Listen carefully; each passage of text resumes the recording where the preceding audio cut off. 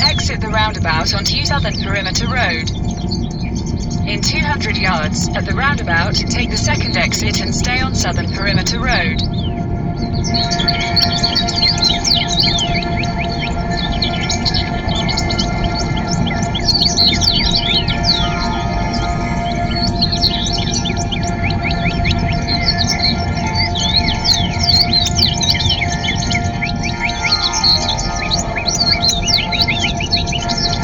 Exit the roundabout onto Southern Perimeter Road.